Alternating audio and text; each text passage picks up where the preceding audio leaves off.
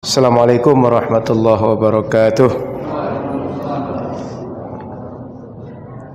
Bismillahirrahmanirrahim. Alhamdulillahil mun'im dzil jalali wal jamali wal kamal faddalana ala sairil alam.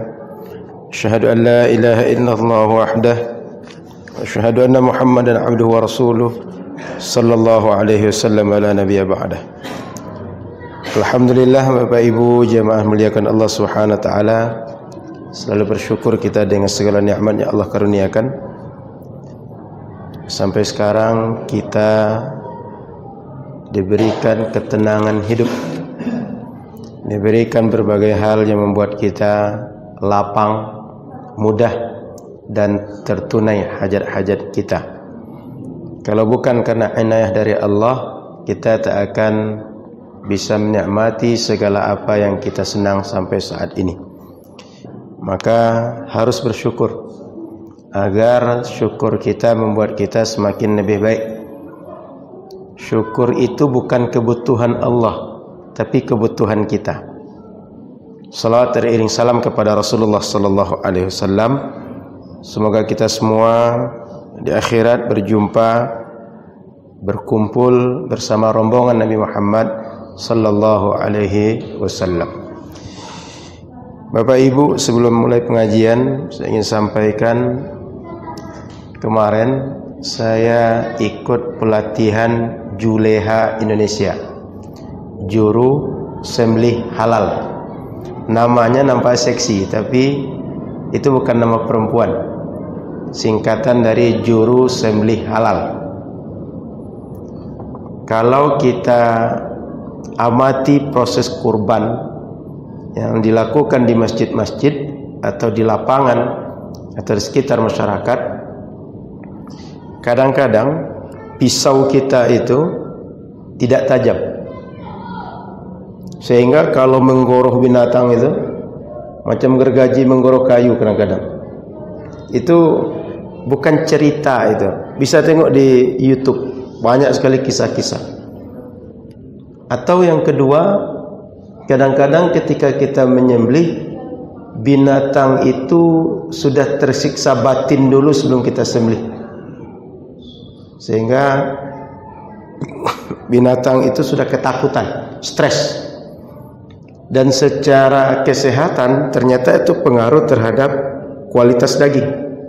Daging tak lagi fresh, segar.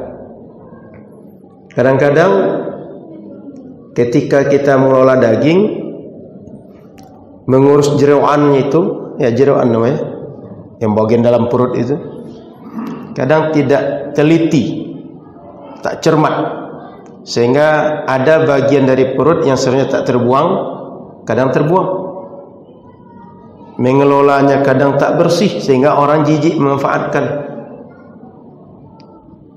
Maka perlu sebenarnya setiap kita sebelum menyembelih, apalagi menyembelih untuk orang, amanah orang yang harus kita kerjakan, perlu belajar tata cara menyembelih yang benar, supaya amanah menyembelih itu pertama sesuai syariat, yang kedua sesuai konteks medis, yang ketiga dagingnya berkualitas baik. Karena kalau kita tak pandai-pandai, bisa-bisa bagian perut atau bagian daging itu bisa basi juga kalau tak pandai kita kelola. Maka memang setiap apa yang kita buat ini harus punya ilmunya dan belajar kepada yang pandai. Kalau tak akan pernah kita berubah dalam melaksanakan aktivitas harian, apalagi yang terkait dengan ibadah. Sehingga saya kalau lihat video yang dimunculkan, dikumpulkan dari beberapa kejadian, banyak sekali contoh-contoh pelaksanaan penyembelihan yang kalau tak sesuai dengan syariat, dia tak sesuai dengan adab syariat. Kasihan kita dengan binatang. Dan jangan-jangan binatang itu mati bukan karena tajamnya pisau, tapi karena sakitnya sebab pisau yang tumpul. Perlu dibedakan. kalau sempat binatang itu mati karena sakit oleh tumpulnya pisau, itu bukan sembelihan sesuai syariat. Yang kita makan bangkai, bukan binatang sembelihannya halal. Tapi kalau mati karena ketajaman pisau, memang karena ketajaman pisau dia disembelih, putus 4 saluran yang menjadi saluran pernapasan, saluran makanan, saluran darah. Ada namanya hulkum, ada mari, ada al-wadajani dalam konsep fikih. Saluran nafas, saluran makanan, kemudian saluran darah kiri dan kanan. 4 saluran itu kalau putus karena ketajaman pisau lalu mati binatang, itu baru sembelihan yang halal. Tapi kalau karena sakitnya atau karena benturan atau karena tersiksa akibat sering digoroh, itu tak lagi sembelihan yang halal. Yang kita makan bangkai. Mau makan bangkai itu makan daging halal. Nah, makanya kalau pisau tak tajam, kalau tak ada ilmunya, jangan coba-coba untuk menyembelih binatang yang dihalalkan oleh syariat. Tetapi gara-gara kita dia tak jadi halal, dan yang masuk dalam tubuh kita tak lagi yang halal, tak lagi yang tayyib, sehingga berpengaruh terhadap diri kita, akhlak kita, dan doa-doa kita. Maka nanti kalau ada pelatihan-pelatihan seperti itu, bapak-bapak yang biasa menyembelih atau yang hobi menyembelih, bagus ikut pelatihan itu, supaya amal yang kita buat bernilai ibadah di masa akan datang lebih baik. Itu pembuka. Yang kedua, sebagai pembuka, memang dalam beramal ini kita tak pernah terlepas dari Al-Quran dan Sunnah. Tapi yang menjadi masalah adalah ketika kita berpedoman pada satu hadis sahih,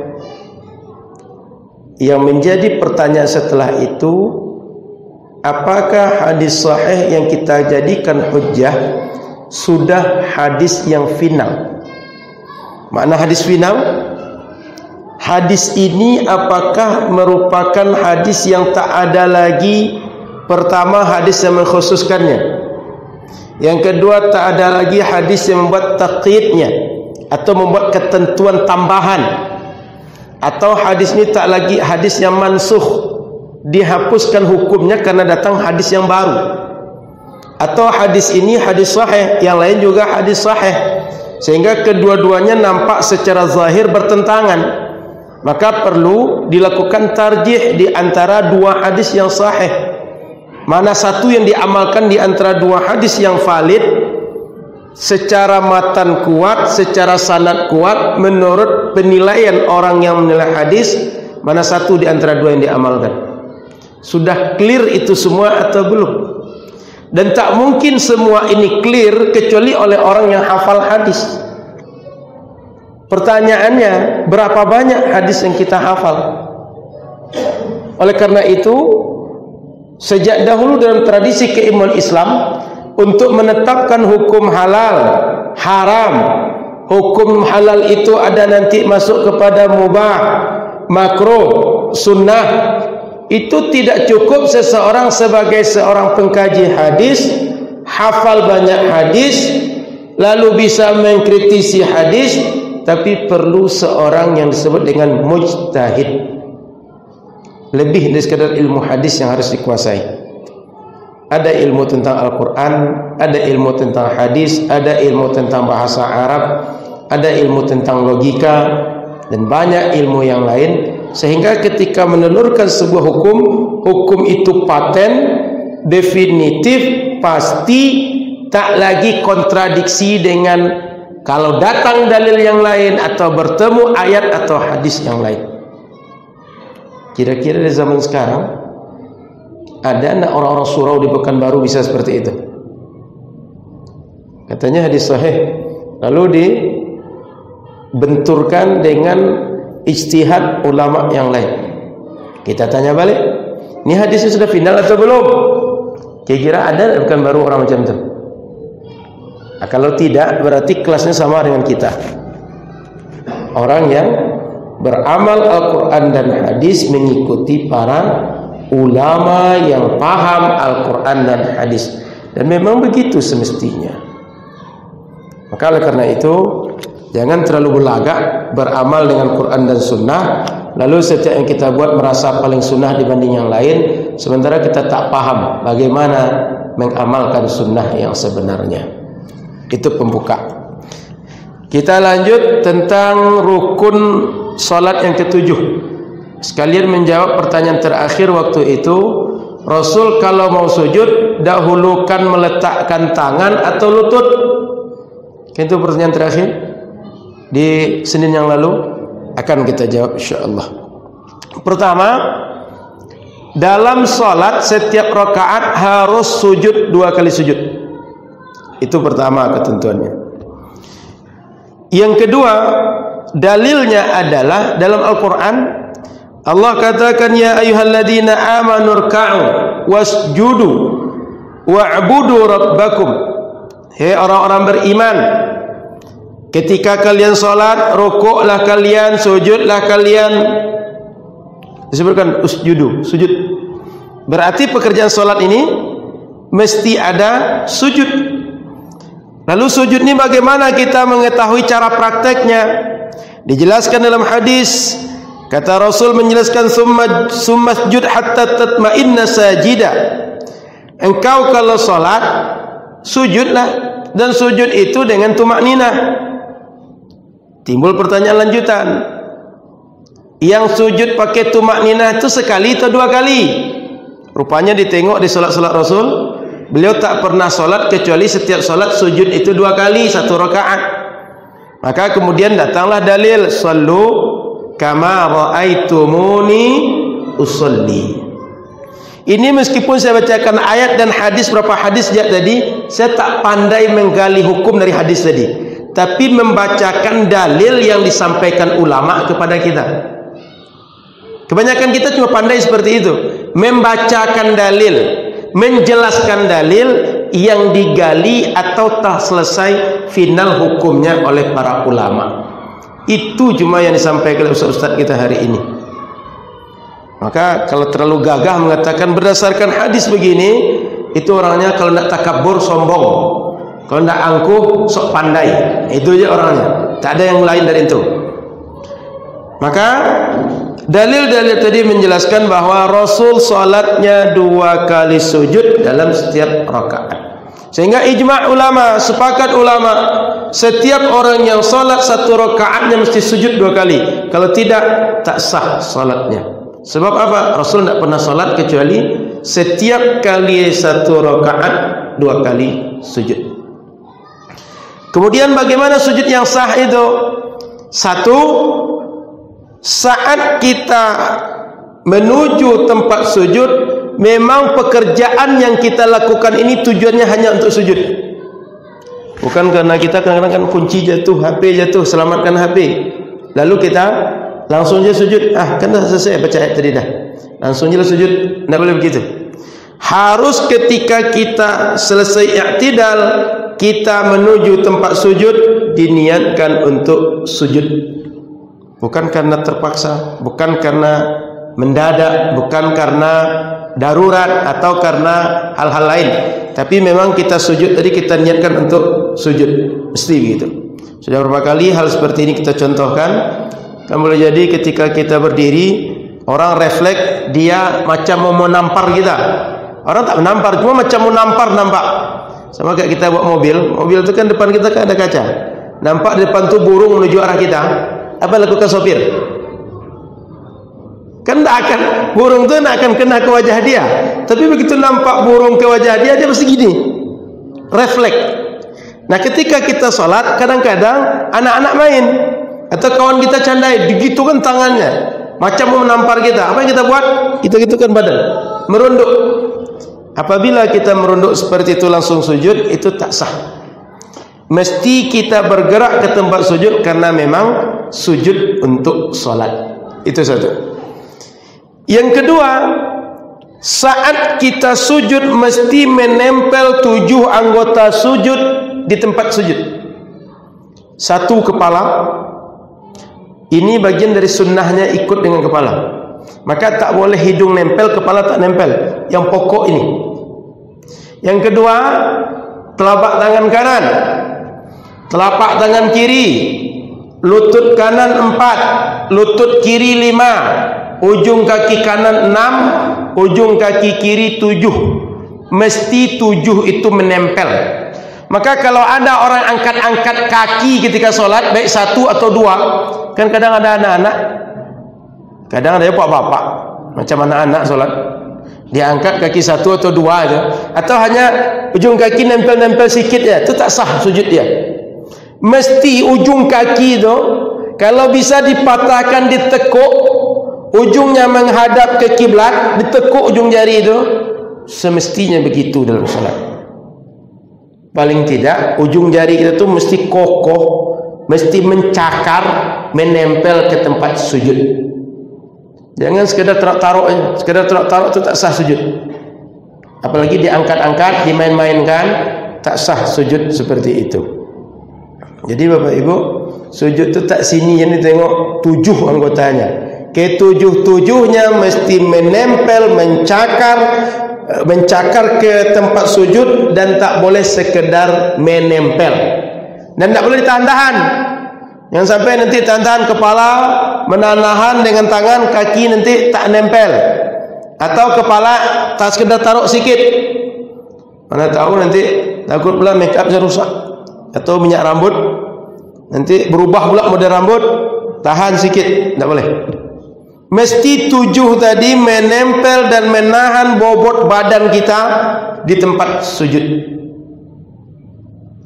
Ini mengikut. Maka tak boleh sekedar ini saja. Itu yang kedua. Yang ketiga, kepala yang di depan ini namanya kening. Ini mesti terbuka, tidak boleh tertutup. Maka kalau pakai kopiah, pakai peci, pakai imamah, ibu-ibu pakai apa namanya, jilbab, pakai mukena, pakai khimar, selendang, apakah namanya yang lain tu, bagian kening ini mesti nempel. Nempel dengan tempat sujud, tak menempel dengan rambut atau dengan kopiah kita, tapi nempel dengan tempat sujud. Dalam hadis Nabi mengatakan, umirtu an asjuda ala sab'ati a'zum ala al-jabhah wa asyara bi yadihi ala anfihi wal yadaini wa rukbataini wa atrafil qadamaini. Saya disuruh Allah kalau sujud itu 7 anggota sujud mesti nempel. Kepala, lalu Nabi mensyaratkan juga dengan hidung, berarti sekalian ini, kemudian kedua tangan, kedua lutut, dan kedua ujung kaki, kata Nabi. Kemudian di dalam masalah kepala mesti dibuka, diriwayatkan bahwa syakauna ila Rasulillah harra ramda fi jibahina wa akuffina falam yashkuna falau kana al-kashfu ghaira wajibin laqila lahum bisatriha. Sahabat Nabi itu mengadu kepada Nabi ketika musim panas. Nabi kan apa namanya, lantainya itu tidak karpet atau keramik macam kita, tapi masih tanah padang pasir, sehingga kalau panas, terik panas, itu kalau sujud itu panas di kening. Maka sahabat mengadukan kepada Nabi, panas betul nih Nabi kalau kami sujud, kening kami panas betul nih Nabi. Ketika mereka kadukan tu, Nabi tak menyuruh tutup je kening kalian, kan panas kalian, tidak, dibiarkan oleh Nabi SAW tetap membuka kening ketika sujud. Nah, dari pengaduan sahabat tadi berarti sujud mesti dibuka kening. Kondisi panas tadi yang menggoreng kening kita, membuat panas kening kita, tetap terbuka. Apalagi di atas karpet macam sekarang. Karpet ini panas kata sujud atau tidak nih? Kalau sempat agak buruk bentuk sini, macam apa? Macam telapak kaki di sini, itu kebiasaan bukan karpet yang buruk, cara ngangkat kepala yang buruk. Kalau ada di sini kayak macam kaki gajah, agak kulitnya apa namanya? Kulitnya kering kusam, itu bukan karena karpet yang tak empuk, tapi ketika mengangkat tu diseret sikit, ditekan, diseret, baru diangkat ke atas. Makanya kadang-kadang sampai bisa luka. Jadi bukan masalah, ini karpet kita udah bagus Pak Haji, jangan khawatir Pak Haji. Nah, jadi kalau ada orang agak buruk-buruk sedikit keningnya, nah, itu cara sujudnya yang tak kurang soft, kata orang sekarang, kurang lembut.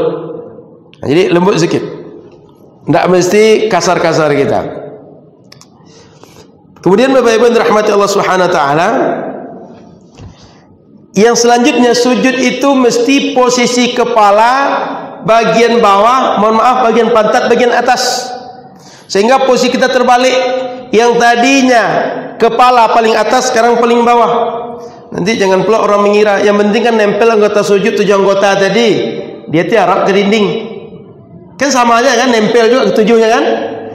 Tapi yang dimaksud menempel tadi kepala di bawah, pantat di atas, kan sama kan. Kita tempelkan ke 7 anggota tadi dengan dinding yang depan kita, sama tidak? Sama saja, cuma ada ketentuan lain. Terbalik badan nih, kepala di bawah, pantat di atas. Kalau tidak seperti itu, tidak sujud sesuai syariat. Ini kecuali orang ada uzur, orang yang tak bisa sujud normal. Tapi sujud normal mesti kepala ke bagian bawah dan bagian badan yang lain di atas. Itu ketentuan keempat. Yang kelima, tidak boleh ketika kita sujud kepala kita dialas atau tertutup oleh kain, selendang atau imamah atau sorban yang bergerak dengan badan kita ketika sholat. Kan kita kadang ada yang selempangkan di sini, ada imamah di kepala atau yang lain-lain. Itu tak boleh menutupi kening kita. Apalagi sengaja tutupi kening kita dengan yang kita bawa ketika sholat, tak boleh. Harus dibuka, nempel dengan tempat sujud langsung. Yang keenam, mesti melaksanakannya dengan tumak ninah. Tak boleh asal nempel, harus berhenti sejenak. Tidak ada gerakan sebelum dan sesudahnya berkesinambungan, berhenti sejenak. Gerakan i'tidal untuk kita sujud, lalu dari sujud untuk duduk di antara dua sujud, berhenti total. Di antaranya ada jeda, memang tak bergerak sama sekali. Namanya tumak ninah. Jadi ini 6 ketentuan sujud kita sah. 1. Mesti sujud di atas menyengaja sujud. Yang kedua, 7 anggota sujud. Yang ketiga, buka kening. Yang keempat, harus kepala bagian bawah, pantat bagian atas, terbalik badan kita. Yang kelima, tidak boleh dialas kening kita dengan kain yang bergerak dengan badan ketika sholat. Yang keenam, harus tumak ninah. Ini ketentuan harus dipenuhi. Kemudian sunnahnya lagi. Apa sunnahnya? Pertama, supaya kita berpindah gerakan dari i'tidal kepada sujud, kita baca Allahu Akbar. Kalau berjamaah, imam baca dengan jahar, makmum dengan sir. Kalau kita sendiri, tergantung solat kita, jahar atau sir. Setiap orang solat, mau berjamaah atau sendiri, dia baca takbir untuk melaksanakan perpindahan rukun solat dari i'tidal ke rukuk. Yang kedua, sujud ini mesti tertib. Apa arti tertib? Yustahabbu lil musalli 'inda sujud ay yadha'a rakbatayhi thumma yadayhi thumma jabhatahu wa anfahu. Orang yang sujud, dia letakkan pertama kali adalah 2 lututnya, kemudian kedua tangannya, kemudian kepalanya. Terbayang? Taruh lutut, taruh tangan, baru taruh kepala. Jangan kepala dulu. Kalau kepala dulu terguling nanti, salto pula dalam salat.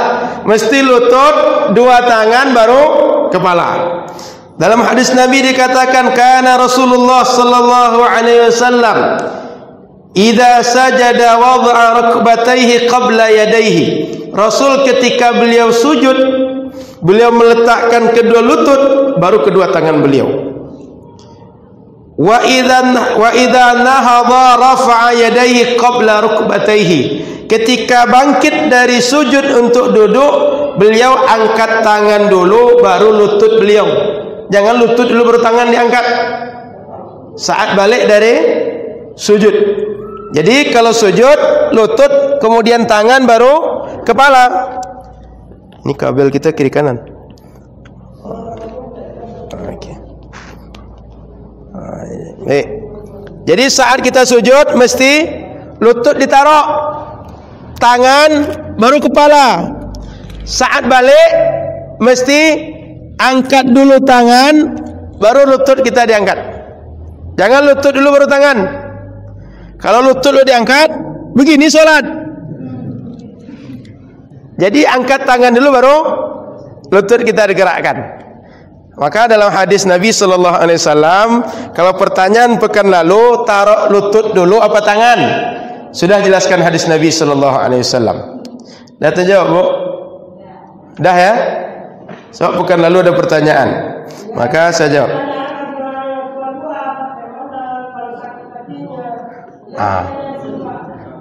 Kalau sakit kaki itu jawabannya tak dengan ini nih, Bu.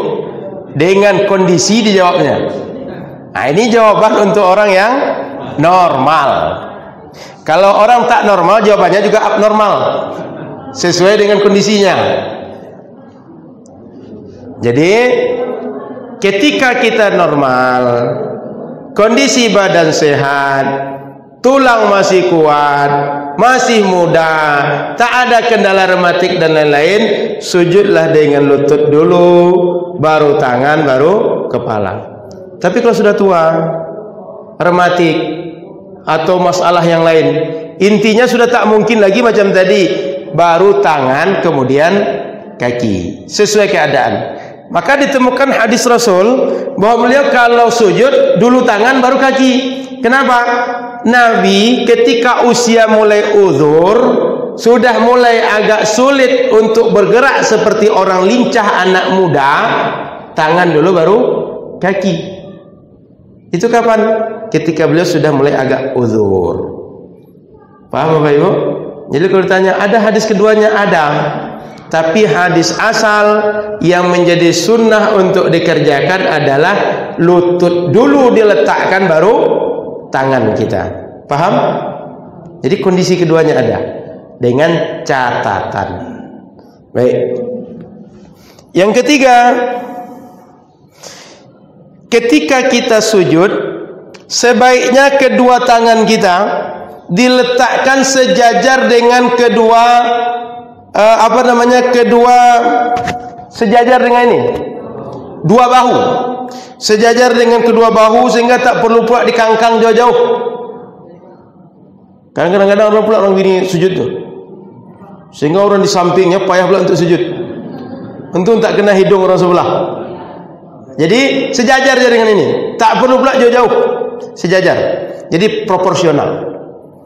Kita tak pula sulit, orang pula tak terganggu kiri dan kanan. Itu satu. Yang kedua, bagi laki-laki, posisi lengannya, lengan ini dan siku, pokok dari siku sampai lengan ini, itu jangan dirapatkan. Tak dirapatkan dengan rusuk, tak pula ini bagian depan ini diletakkan di atas tempat sujud. Tapi keduanya, yang ini direnggangkan di tempat sujud, lengan ke atas renggang dari rusuk, kedua rusuk kiri dan kanan. Kalau perempuan memang dia rapat, laki-laki tidak. Maka bagian perbedaan solat laki-laki dan perempuan dalam solat adalah, perempuan kalau dia solat dia tak merapat, merenggangkan lengannya dari rusuk. Kalau laki-laki suruh merenggangkan. Itu yang kedua. Yang ketiga, ketika kita meletakkan tangan, ini sebaiknya menghadap ke kiblat kedua-duanya. Jari kita hadap kiblat dan direnggangkan. Tak perlu dirapatkan, renggang saja. Sudah itu, ketika badan kita sujud, itu juga jangan dirapatkan dengan paha. Jadi perut dengan paha renggang, lengan dengan rusuk renggang.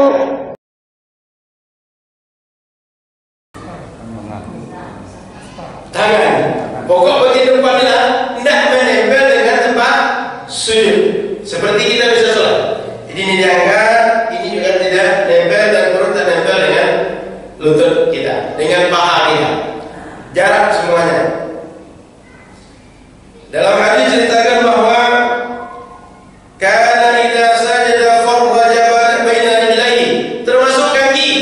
Kaki juga tak dirapatkan, terutama kedua paha. Direnggangkan kedua paha. Ini bagi laki-laki semua saya jelaskan ini. Kedua paha direnggangkan, lalu paha tak rapat dengan perut. Ini kan dua pengertian berbeda. Direnggangkan itu artinya paha kiri dan kanan. Perut dengan lutut berarti posisi melipatnya tak dirapatkan. Jadi renggang keduanya. Kemudian dalam hadis ada Nabi sallallahu alaihi wasallam sajada wastaqbala bi atraf asabi'i rijlaihi al-qiblah. Ketika beliau sujud, ujung-ujung jari beliau menghadap ke kiblat. Jadi dianjurkan posisinya sejajar dengan bahu kita, di samping kedua kepala kita, menghadap kiblat lurus dan direnggangkan. Kemudian bagian tangan ini tak nempel ke tempat sujud, bagian lengan tak rapat dengan rusuk, perut tak nempel dengan paha, kedua paha tak dirapatkan tapi direnggangkan. Kira-kira tergambar kalau saya penjelasan. Sudah biasa kita kerjakan. Kalau saya contoh belum, malu belum saya contohkan. Nah mungkin saya melakukan apa ibu. Nah jadi kira-kira itu berapa penjelasan bagaimana cara melaksanakannya. Kemudian Allah Subhanahu wa taala, mohon maaf, posisi apa namanya? Jari kita direnggangkan, tapi rapat. Kalau rukuk baru direnggangkan. Saat sujud jari kita agak rapat, tapi kalau rukuk baru direnggangkan jari-jari kita. Itu beda sedikit. Mohon maaf tadi agak tersilap. Kemudian sunnah yang selanjutnya ketika kita sujud, tasbih. Baca subhanallah. Lebih baik membaca subhana rabbiyal a'la wa bihamdi. Boleh juga membaca nanti bentuk zikir yang lain. Subhanakallahumma bihamdika, boleh.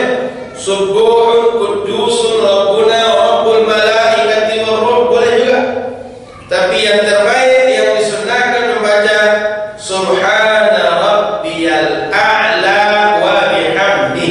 Minimal sekali, sebaiknya 3 kali, lebih baik lagi lebih banyak, dengan catatan sholat sendirian. Jangan sampai kita jadi imam baca subhanallah a'la bihamdi 100 kali, makmum cuma 2 kali atau makmum cuma 3 kali. Sudah 10 menit nunggu imam pun juga balik. Ragu makmum, dicolek di depan. Coba imam tadi pastikan masih begitu atau tidak. Jadi di belakang mencolek-colek aja. Imam berada tak sedang, dihantam belakang. Karena makmum sama-sama tak pandai sholat, dikira menghantam bicara sholat, maka menghantam ke belakang. Terbanyak kalau sholat macam itu. Dari belakang main colek, dari depan menghantam. Maka ini pentingnya sholat itu berilmu. Terutama imam mesti orang alim.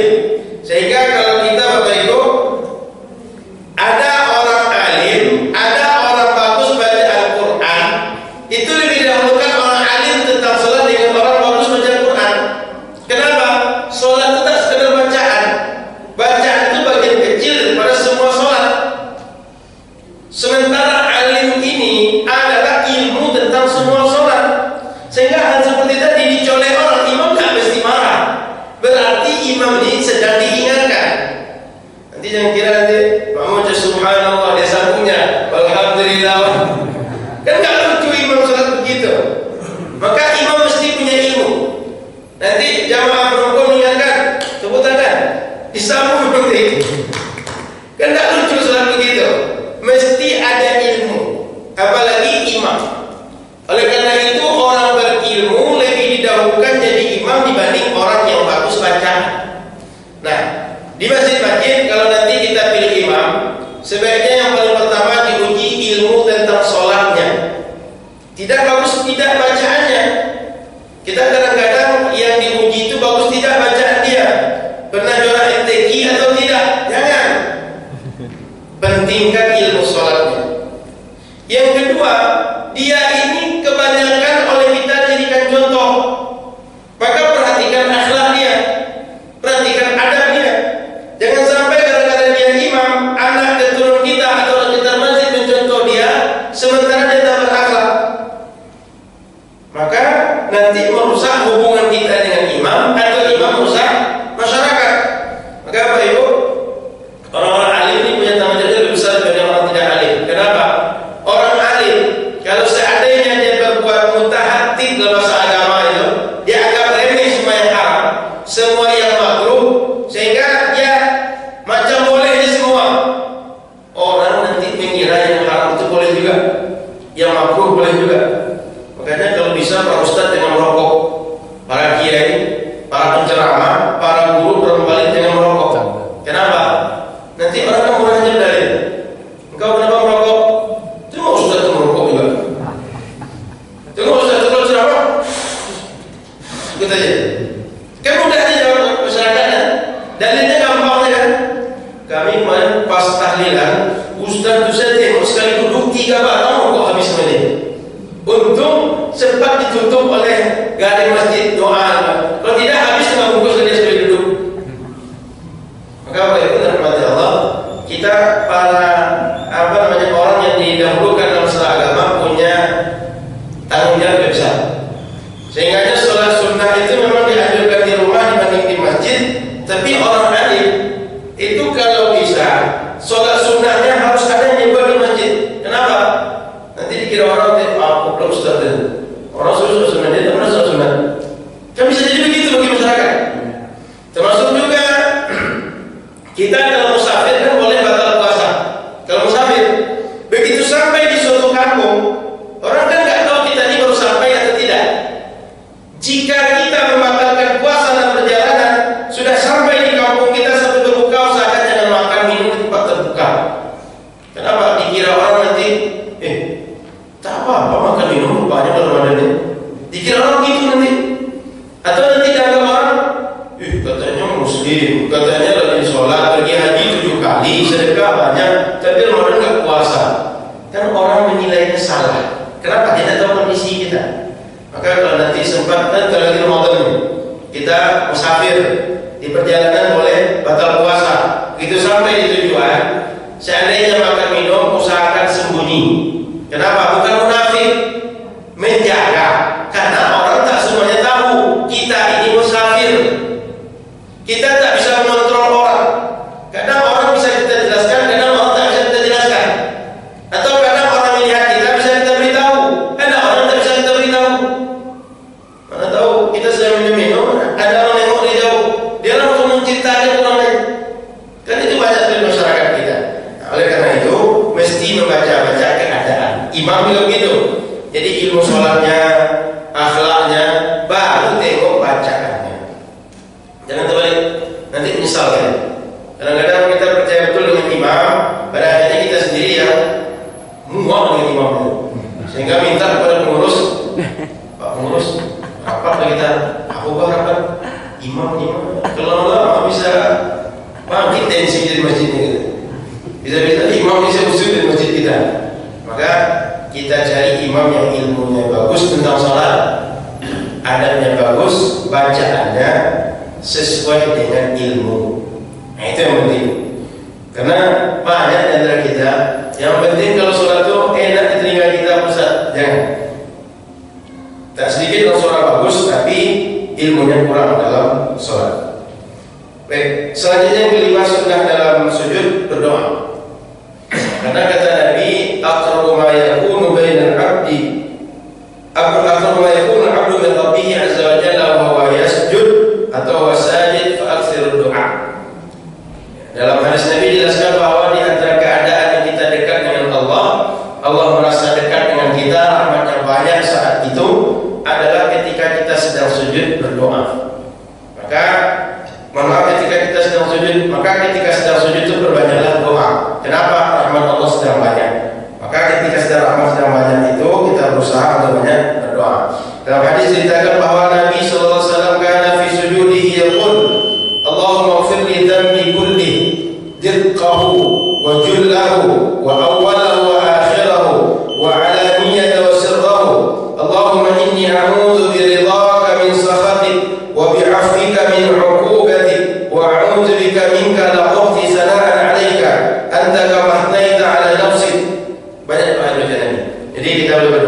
dengan banyak doa ketika sujud.